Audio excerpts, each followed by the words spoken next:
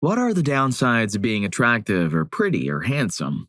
I think being treated as competition was the hardest for me. It's hard to be friends with women who have significant others because a lot of times they get extremely jealous and controlling whenever I come into the picture. It's like I'm immediate competition, sometimes even when I don't really even engage with a girl. I don't mean anything by befriending women. I'm just really good at making friends with them because I was raised by women. My best friend, who is a woman, was dating a guy who was super put off by me when we first met. I liked her so much as a friend that I worked on him to build his trust. Eventually, he and I worked together on some projects, and I went to their wedding, and it's all good now. We hang out as couples. He's a bit of a goofball, but I love her, and I'm glad she's happy. He was well worth the effort of making him comfortable. She's also a very attractive woman and completely in my strike zone for what I look for in women. I've literally never once made a move on her and never would, but I get it. A good-looking guy starts coming around to hang out with your lady, and you have to fight for what's yours. I totally respect him for that. Story 2. My brother is a classically attractive man, well over 6 feet tall and always had women interested in him. Could have dated half the girls in high school and college, but he didn't. He was always interested in having a real connection with someone, so the few times he was involved with someone, it was because she got to know him as a person. He's been off the market for 20 years now, happily married with kids. My sister-in-law is an incredible woman who got to know him as a person, and they connected beyond surface-level attraction. I say all this to say you might have a better shot than you think because you know this guy beyond just his looks. He might be like my brother and want something real, to be with someone who sees him for who he truly is. When you do ask him out, don't just talk about his looks. Maybe don't even mention them. Talk about everything else. How he makes you laugh or smile, the little things you notice he does, and the deeper person you see beyond the surface. Try giving him a genuine compliment that could only come from someone who knows him. Show him that you appreciate him for who he is and demonstrate genuine appreciation for his passions and what makes him light up. Show him that he is truly seen by you. That goes a long way. Now, I can't guarantee how it will turn out. Hopefully he feels the same way, but in the end, you'll regret not taking a chance at love more than you'll regret putting yourself out there. Story 3. I was friends with a woman who was a 12 out of 10. For example, 2 men once slowed their cars and gestured for her to pull over, shouting for her number. We went absolutely nowhere without men visibly reacting when she walked in. This meant constant, aggressive, and menacing pestering. It colored every single interaction she had with men, no matter what was happening. She was their wish fulfillment, their dream girl, or a vain witch. Every man thought they were in their own indie film and that she needed to cooperate. She woke up to a guy she had been starting to date taking photos of her while she was sleeping to send to his friends. He explained that she should take it as a compliment, that it was literally impossible for him not to do it. She caught men filming and taking photos of her in public all the time.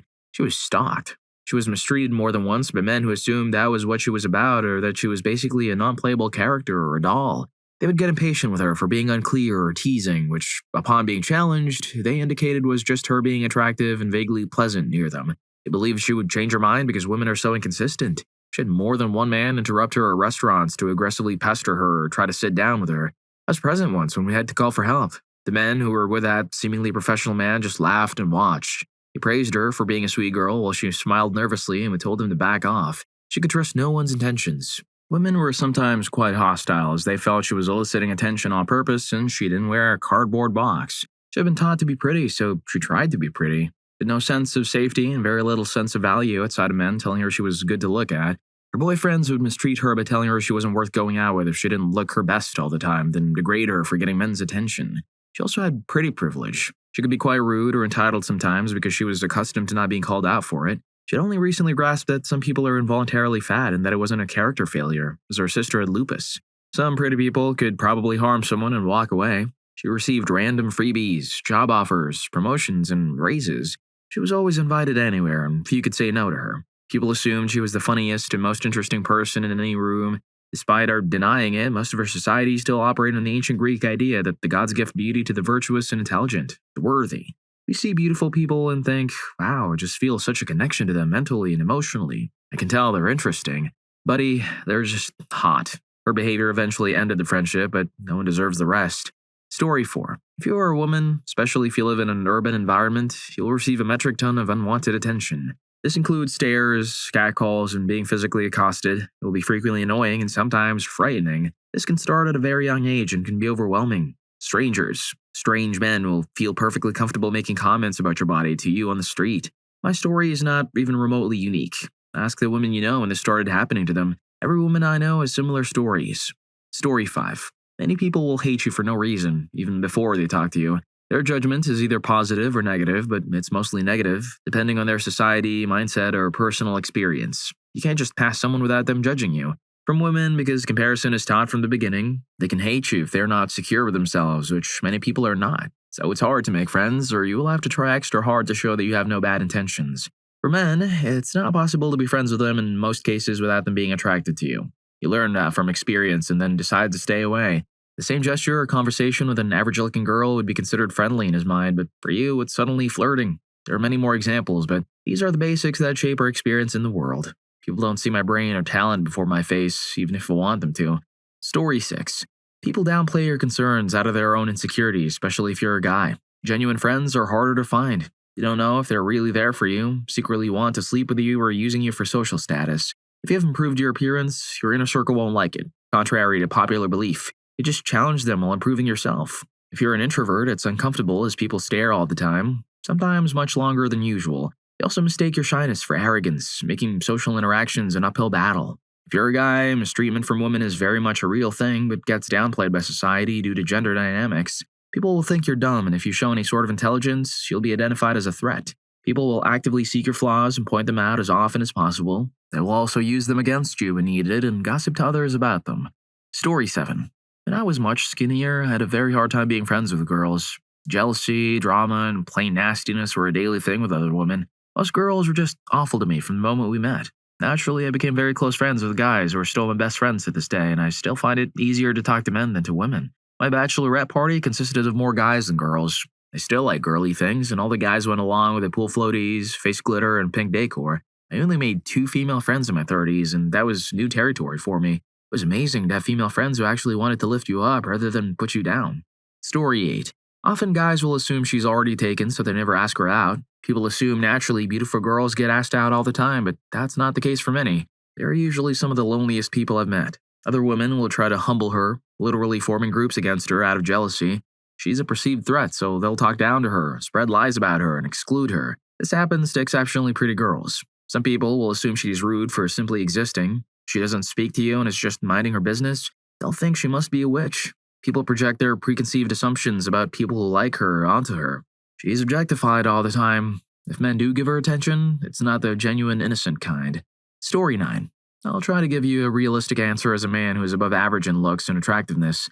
I didn't really realize I was attractive or handsome until after college.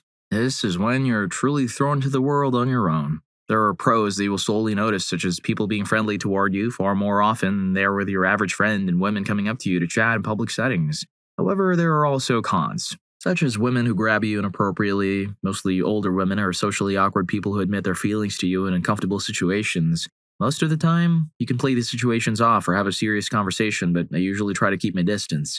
You will occasionally get girls who will flirt with you when their boyfriend isn't around. This has never been attractive to me. I can easily see through them, nor am I going to do that to another man. I'll tell him if it's constant, though most of the time the other partner won't listen and will get aggressive, which is not worth my time. Some people say that being attractive makes you seem less intelligent, but I don't see that with male attractiveness. I honestly see the opposite effect. Others say it puts the spotlight on you more often in social settings, which I could agree with, but I think you get used to it and learn how to play it off more easily. Story 10. Honestly, when I was little, my family used to tell me how pretty I was. From the old photos I've seen for myself back then, I literally could have been one of those kids you might see on a 90s magazine cover. My little sister was born at about 4 years old. She had dark olive skin with black hair, unlike me, who's more pale. At some point, my mom started comparing us in looks. She obviously preferred my sister, and although she'd say I was pretty or whatever, I immediately recognized it as a lie. I became skeptical every time people said anything nice about my looks, as their eyes would usually dart between my sister and me like they were comparing us. Eventually, over time, the comments gone down and were more focused on my sister. Flash forward to the present. My sister has moved out and now lives in a different state. Suddenly, I started getting those compliments again, and I realized it's because she's no longer here to be compared to. Recently, I fought with a family member about her complimenting me, as I don't believe they're compliments anymore. She made it seem like I'm the one who is delusional and that I'm somehow damaged because I just can't accept a compliment. Just thinking about it annoys me. So, in short, the downside to being attractive is that you will always end up being compared to someone who's just as or more attractive than you. Story 11. If you, as an attractive person, don't like something about the way you look, whether it's your hair, body, or clothing, people will often say things like, "You always look good, don't worry about it." Then they'll criticize themselves by comparing their looks to yours. Everyone is unique and can interpret how they look differently, and comments like these almost undermine what the attractive person is worried about. Attractive people get treated better and usually know it. This can be awkward and isolating, especially in large groups. For example, People will hold doors for you, but not your friends, or every waitress seems thrilled to serve you but doesn't look as happy to take others' orders. As an attractive person, people may assume you need an attractive partner. Thanks to the media, people may assume your life is good, that you have more money, or that you're superficial or materialistic. Story 12. This is specific to being neurodivergent and attractive, but people think it's okay for me to be an idiot sometimes. I know some people think it's a win, but it's not. I have autism and ADHD, so admittedly I do some dumb things without realizing it or thinking. I'm allowed to be dumb, and people expect me to be dumb, all because of my appearance. If I'm smart, it causes anger or makes people jealous because I've had someone say I've got the whole package and must not actually be autistic. It's as if my disabilities are nullified if I'm pretty, but if they do show up, it's okay because at least you're pretty. I'm constantly getting backhanded compliments because of this. Story 13. Being in a retail job that requires me to be outgoing and friendly to people gives them the impression that I'm interested in them and want to be hit on. Asked on dates or asked for my number, even though they can clearly see that I'm treating everyone else of every gender and age the exact same way. Having people not like you without getting to know you because they feel threatened or feel like you're a bad person somehow because of how you look is a downside. While working in a corporate environment, I had several coworkers over the years who were rude to me or acted hostile towards me, but didn't know a thing about me. In each of those cases, over time, we became friends, and each of them told me they thought I was stuck up, snobby, or thought I was better than everyone else based on my good posture, resting wish face, and introvertedness and shyness. Probably the most hurtful thing is having long-term friendships with people that you grow to love and trust, and then finding out that they were only pretending to be your friend and they drop you once they realize you aren't going to sleep with or date them. This leads you to not trust people and always question their motives. Being stared at and gawked at while just trying to run errands or live your life is also a downside. I absolutely hate being the center of attention, but being tall, and especially if I wear anything feminine, I deal with unwanted attention. I've had bad experiences at restaurants and bars and had the man I was there with blame me for altercations that came about because someone else was staring at me. I purposely dress down when I'm not feeling great or in a mood and just want to get in and out of wherever I'm going without being noticed or approached. Story 14. People expect things from me that I'm not okay with. If I made friends with a guy or a girl, they'd assume I had hidden motives beyond friendship and was obviously just trying to get lucky. They think I believe I can get away with anything even though I've spent my entire life learning to be accountable. They say I didn't earn what I have or work for it. It's mental cruelty from people, whether they do it deliberately or not. Your friends end up in competition with you and start to believe you want their partner. They're surprised that you're just friends and genuinely care. My boss secretly hated me. I'm always alone, yet when I go out I get attention, when all I really wanted was to be with one person. Story 15. Consistently downplaying your negative feelings. People might dismiss or your non-tragic negative feelings or depression because they think, at least you're hot, treating you like competition. Other people may see you as a threat or competition. Assuming you'll hurt them, people often assume you'll hurt them if they get close to you. Assuming arrogance. If you keep to yourself, people might assume you're arrogant. Presuming you're promiscuous. People will assume you're an F-boy if you're a man or a witch if you're a woman. Constant gossip. Other people will constantly talk about you for no reason, also known as living in their minds rent-free. Disappointment and flaws. Others get greatly disappointed when you show a flaw. There are, of course, many others. Story 16. I've become more attractive as I've gotten older, and I've noticed that older women at the workplace tend to target younger, pretty girls. They spread gossip, enforce rules more strictly, and are constantly observing and watching for you to mess up. When you're attractive, it's like there's a spotlight on you. Sometimes that can be a good thing, but it's often negative because people are always watching you and sometimes take joy in your mistakes. You see this in pop culture all the time, with phrases like, she's hot but she's dumb, or she's hot but shallow. People love to find anything they can about you that will make you look bad so they don't have to feel bad about themselves. Story 17. I work with a woman who's gorgeous without even trying. She's been married since she was 17 to her high school sweetheart and has never dated anyone else. We were talking about her disdain for grocery shopping, and she said she can't stand it because she can feel men and women staring at her, which makes her feel self-conscious. If I feel anyone looking at me for more than a few seconds, I assume I have food on my face or in my beard. I'm lucky to get a lingering look from a woman maybe once a year, and even that weirds me out a little bit. I'm a 6 out of 10 on the days I actually try to look nice. I can't imagine how much it would freak me out if that happened all the time.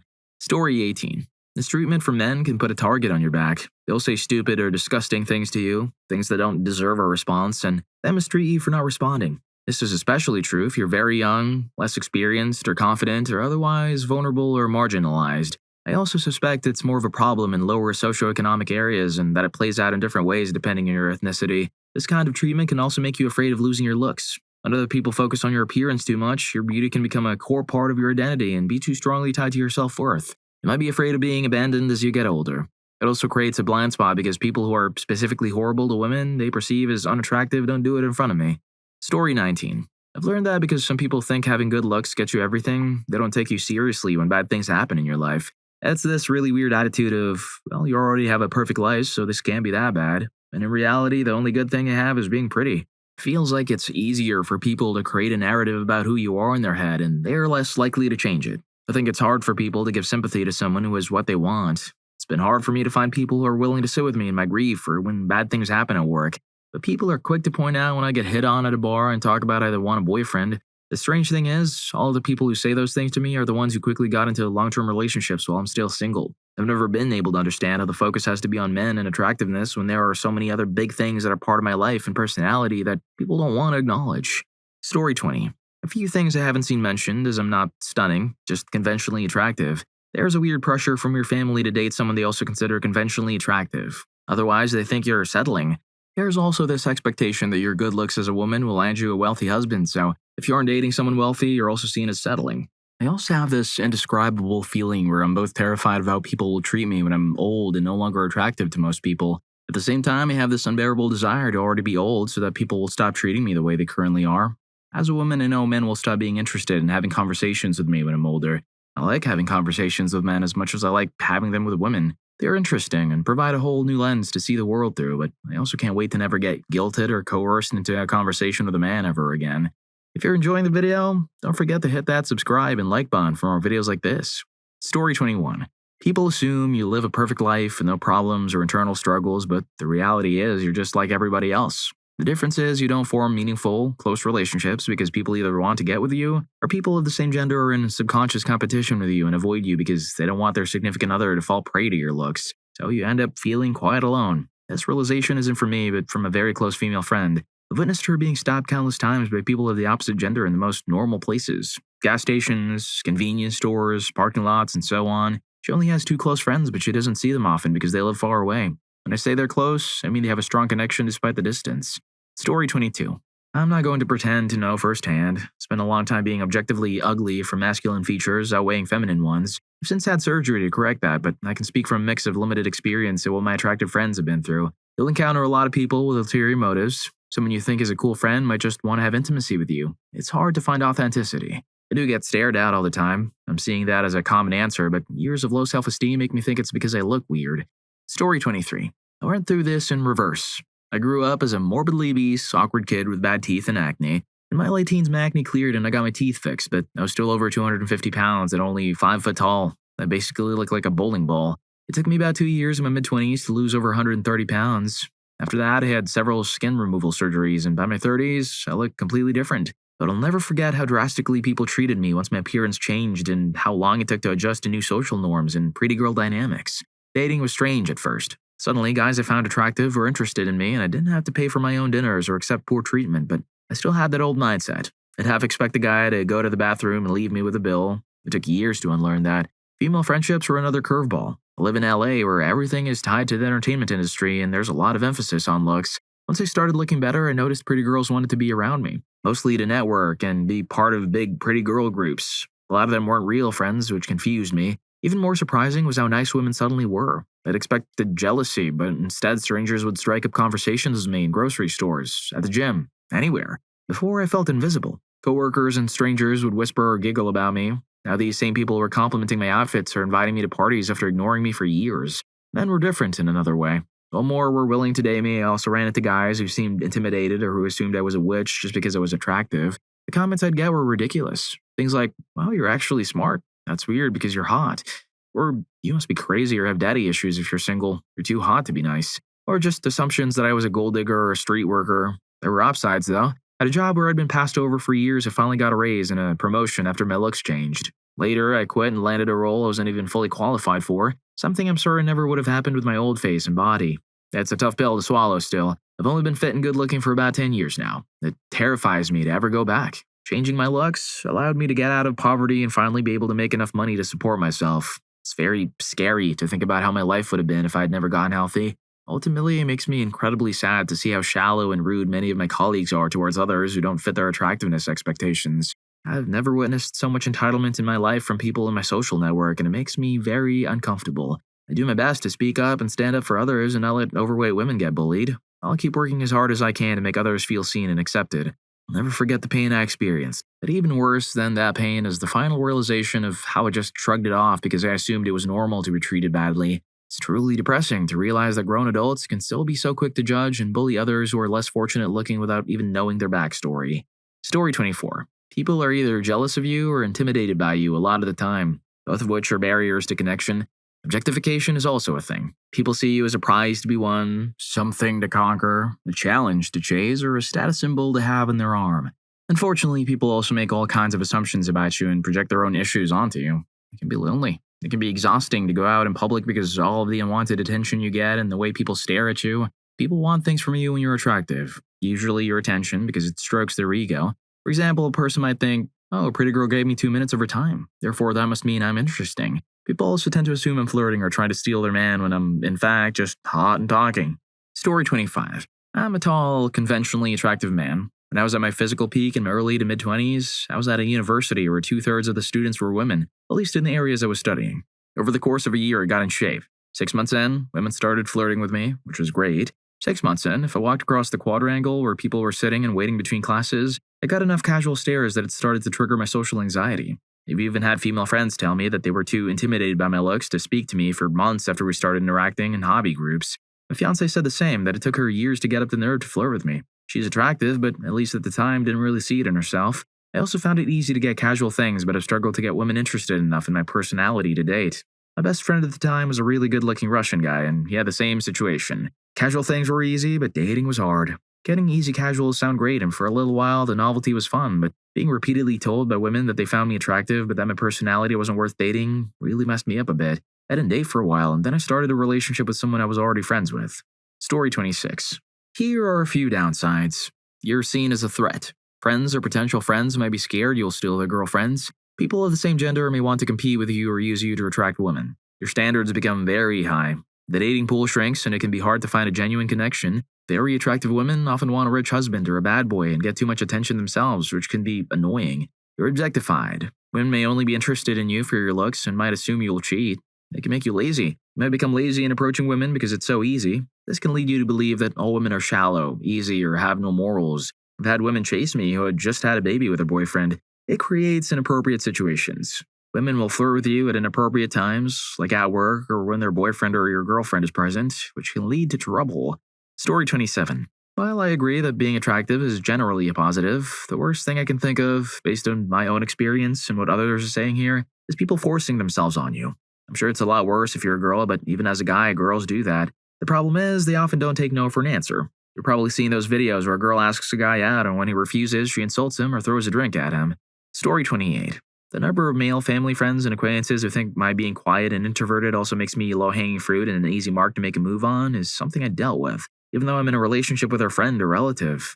I also have to deal with hello hugs that last far too long, past the point of common politeness. It's like they don't want to break contact and have to physically pull myself away. And they put their hand on my shoulder and just start rubbing it as a continuation of their hello because they clearly don't want to break the contact. I'm not flirting with you. I'm just being polite. Story 29. You get a larger group of people you're not interested in trying to have intimacy with you. So you're in more awkward encounters than you would probably be in if you weren't good looking. Also feel like they get more brazen and cringy about it because they're nervous, at least the ones you wish wouldn't hit on you. I don't like letting people down and feel like a schmuck rejecting their advances, but I also don't want to get stuck with them not leaving me alone. So I have to make sure I'm not giving out any glimmer of hope. Story 30. People often tell me they're surprised to have a personality, that I'm funny or intelligent. They mean it as a compliment, but it's kind of annoying that others assume I lack depth due to my appearance. People also assume I'm mean or stuck up. In high school, people were always talking about how I was a pick-me because I would actually be interested in conversations with men. I have a lot of issues with girls my age because their boyfriends would give me unwanted attention. I never played into it and I would always tell them immediately, but I often got blamed for the whole ordeal anyway. Story 31. Hear me out. It's hard to tell if someone's uncomfortable or attracted to you. Also, I have no idea if women find me funny or if they're laughing because of my immaculate nose. The friend zone ratio is awful. The worst part is dealing with lots of people you don't find attractive or whose advances in attraction make you uncomfortable. I've been objectified since I was a teen. People talking about you like you're a mannequin at H&M is completely dehumanizing. Story 32. Dudes will head on you even when you're clearly out with your partner. They try to shoot their shot anyway, which is weird. People will also hold doors open for you when you're halfway across the parking lot, so then you have to run to the door or continue to walk slowly or they stare at you. When you finally reach the door, they try to start a conversation. You also can't have my face as my Facebook profile picture because if I go on anime groups, I get inundated with dudes in my DMs. Just want to argue about anime and peace. I found a way around this by using an anime profile picture now, which I highly recommend. Story 33. Or people you're not interested in hit on you. I feel like I've been in more awkward interactions than I would have had if I was unattractive. But to be honest, most of these things don't outweigh the benefits. I really can't complain. People say that others think you're stuck up or arrogant just because you're good looking and quiet. While that's true, you also get way more chances than you would if you weren't. You have more opportunities to counteract the negative stuff. I do feel bad for people who aren't attractive. It would suck. My sibling got the short end of the stick, and I've seen the difference throughout the years in how people treat us. Story 34. Work ethic. It's more difficult to have a strong work ethic because you've been able to get away with doing less for most of your life. Relationships. People assume their significant other is into you just because they find you attractive. Success. If you're attractive and successful, people give you less credit for your hard work. Family. If you have a less attractive sibling, you worry about potential resentment or hurting their self-esteem from being compared to you. Safety. As a girl, you're more of a target. Anonymity, it's harder to just blend in. Your looks make you stand out. Story 35. I've been on dating apps on and off for years with a long span where I was in a long-term relationship. As AI has increased, my profile is more and more assumed to be some kind of bot or catfishing attempt by prospective partners. I know because they explicitly ask or make comments, or if we do meet up, I can see them braced for some kind of disappointment. I wonder how many people I've missed out on because I wrote them a comment and they wrote me off. I deleted my last profile to take a break over the summer, but I'm ready to try again. I plan on incorporating a video of me practicing at the bear, and we'll see how that changes people's reactions and suspicions. Story 36. It's not the case today, but when I was a younger man in my 20s and early 30s, I got hit on a lot by older women. By older women, I mean lonely, stay-at-home types in their late 30s to late 40s with kids in school and a husband who traveled a lot for work. They didn't just come on to me verbally, but very physically. As a phone repairman and installer at the time, going into homes all day long, someone would be intoxicated on wine by noon and get very touchy. I've seen more than my share of women accidentally have their robes fall off. What makes it so bad is the risk. I had to learn fast to deny them with some flattery and not outright rejection. If I anger one, she could make up a story and it would be my word against hers. It happened to me twice early in my career. Saying, "I'm sorry, but I'm happily married and could lose my job," could hurt feelings quickly if she was intoxicated enough. But, ma'am, you're far too hot and out of my league. Besides, I don't think I could handle someone as beautiful as you. You look too hard to get over. It would make their day and they would usually put their clothes back on. Sometimes they just wanted to be flattered. I guess the jokes about a guy in a tool belt aren't all jokes. Story 37. I'm shy and a bit insecure around women, but they perceive it as arrogant and self-centered. I get rejected a lot and only the really crazy or promiscuous ones ask me out. Whenever I've asked them out, they reject me in a mean way, as if I was disrespecting them. Men usually hate me and sometimes act really aggressive towards me, especially if I'm around their girlfriends or in a situation where I'm close to a girl they like, such as at the gym or at work. I get hit on a lot by gay men. Even if they know I'm straight, they try to convince me. Married women want to use me to cheat on their husbands and then use me to tell them and make them jealous. It's brought a lot of negativity into my life and made my dating life a living hell. Story 38. Misinterpreted intentions. Girls automatically think I'm into them, even if I'm just talking to them. I don't try to flirt, but things I say can inadvertently cause them to get googly eyes. I get misinterpreted a lot. Unwanted assumptions. Random people dislike you or have preconceived notions about you. I was in a group of 4 people when I noticed one of the guys being kind of unpleasant around me. When we were talking, he just stood right in front of me, directly blocking me from the others in the group and behaved quite weirdly. Girls also automatically think I'm a player or have it easy. Self-image issues. I don't feel attractive, but people constantly tell me I'm handsome or that I could be in movies. Messes up my self-image and makes me feel like I'm living up to an impossible standard.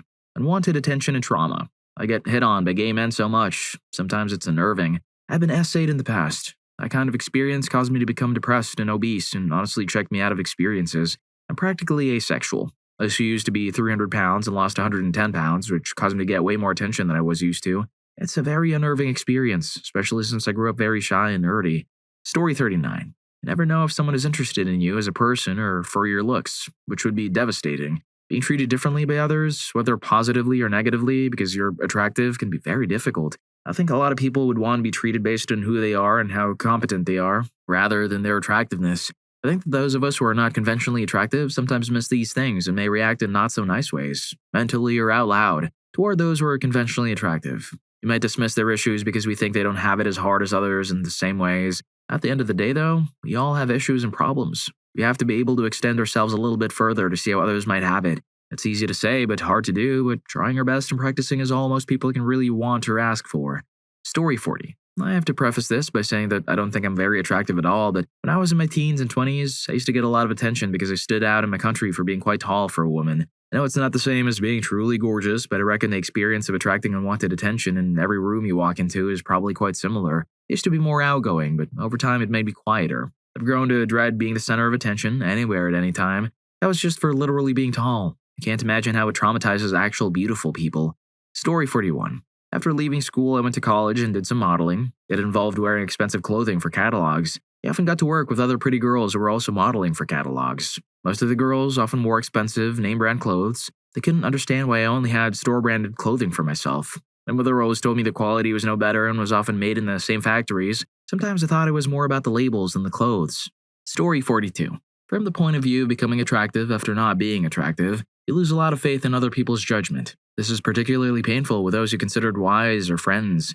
In case you're wondering, I used to be a well-kept but hunchback young computer nerd with a zero sense of fashion style. Then I started a well-paying career where I had to maintain a dress code, and at the same time, a decade of hunching over a keyboard finally caught up with me, so I started going to the gym to fix my upper back pain. Within a year of casual gym attendance, I had fixed my bad posture and outgrew most of my old wardrobe with muscle.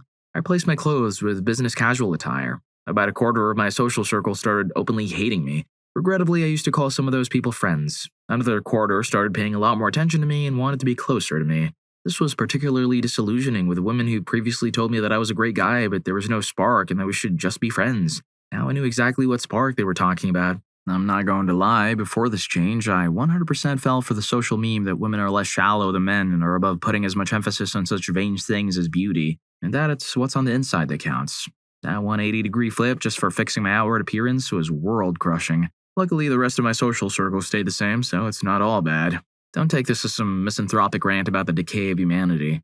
Story 43. Sometimes I feel like I'm one of those optical illusion pictures that can look like a snowy bunny or an ugly duckling. That being said, the most irritating thing is having people you don't know yelling at you from across the street or random guys pulling up next to you in a car trying to pick you up. Once I was biking and this guy saw me and fully put his hand out, almost clotheslining me to get me to stop. Other than that, it's that everybody assumes you get all this free stuff or help because you're attractive. It's frustrating because it can mean you get overlooked since everyone assumes you already have help. Also, even if I want to, I can never accept offers of free things or favors because I prefer to pay or trade for what I want and need. Inevitably, about 95% of the time, those people doing the gifting or favors want something in exchange, just not anything I'm willing to offer. They just want leverage over you. Well, if you like these stories, here's more. YouTube thinks you're going to love this. Catch you in that video.